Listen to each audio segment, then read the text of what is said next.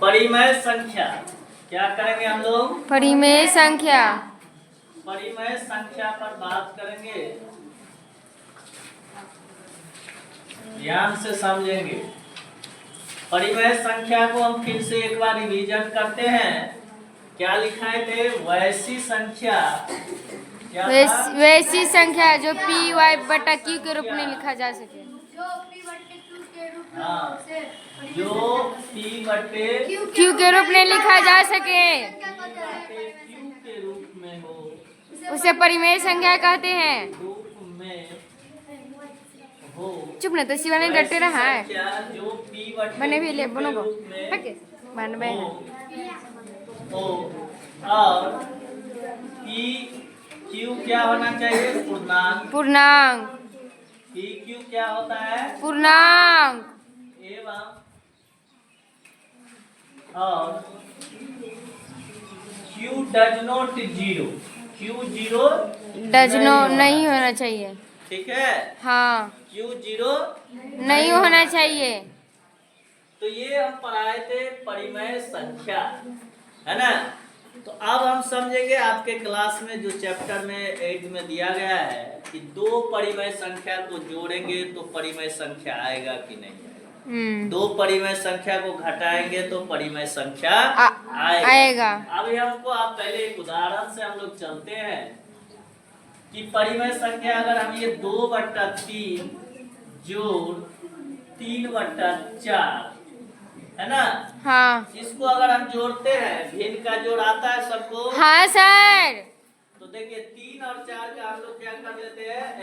LCM. नहीं, हाँ, तो 3 चौके 12, 4 दूना 6 प्लस 4 तिया 12 3 तिया 9 तो ये आया 17/12। 12। अगर इसको हम उलट दे, हमको समवृत्त चेक करना है। समवृत्त चेक करना है मतलब उलटने और उलटने पे अगर उत्तर सेम आ रहा है तो ये समवृत्त है। अब इसको हम क्या करेंगे? 3/4 यहाँ लिख देंगे और जोड़ 2/3। अब जोड़ करके देखिए तो कितना आएगा। फिर उसी तरह 12 12 आ गया।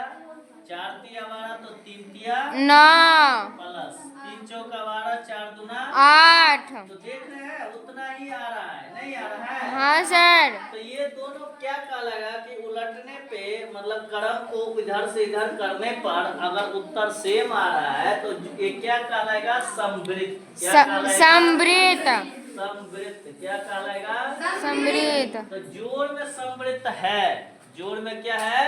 समृद्ध है। जोड़ में समवृत्त है। अगर और सारा उदाहरण लेकर के अगर हम जोड़ेंगे, जैसे अगर हम एक और उदाहरण ले लेते हैं, यहाँ पर उदाहरण अगर हम ले लेते एक माइनस करके, क्या करके? माइनस करके। अगर हम यहाँ 3/2 ले लिए माइनस माइनस माइनस 4/3 ले लेते हैं। क्या ले लेते हैं? 4/3।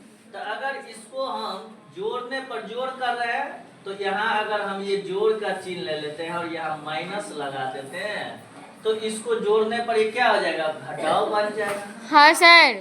3/2 प्लस माइनस माइनस 4/3। अब देखिए 2 और 3 का एलसीएम हम लोग ले लेंगे तो कितना? 6। तो 2 तिया 6 तो 3 तिया 9 घटे 3 दूना 6 तो 4 दूना 8। तो ये कितना आंसर आ गया? 1/6। अगर इसको उलट देंगे, ये पहले लिख लेंगे और ये बाद में लिखेंगे, तब पर भी अगर आंसर सेम आ रहा है तो इसका मतलब हम समझेंगे कि समवृत्त है। तो इसको ऐसे फिर लिखेंगे -4/3 जोड़ 3/2। तो इसको जोड़ने के लिए फिर तो वही बात, इसको हम क्या कर लेंगे? पहले लिख लेंगे। हाँ, नहीं, प्लस वाले को क्या लिख लेंगे? पहले लिख लेंगे 3/2 घटे 4/3। वही बात ना आ गया? 3/2 घटे 4/3 आ गया। तो आंसर तो उतना ही आएगा ना। हाँ सर। तो हम ये समझे कि दो परिमेय संख्या को आपस में जोड़ते हैं तो या क्रम उलट कर जोड़ते हैं तो क्या होते हैं, सम्मिलित होते हैं। सम- क्या होते हैं, सम्मिलित होते हैं। नहीं आता है, आंसर कितना आता है, उतना ही आता उतना ही है। आता है। जोड़ में आप उलट पुलट कर देंगे तो आंसर कितना आ रहा है, उतना ही उतना आ रहा ही। है ना। रोकिए।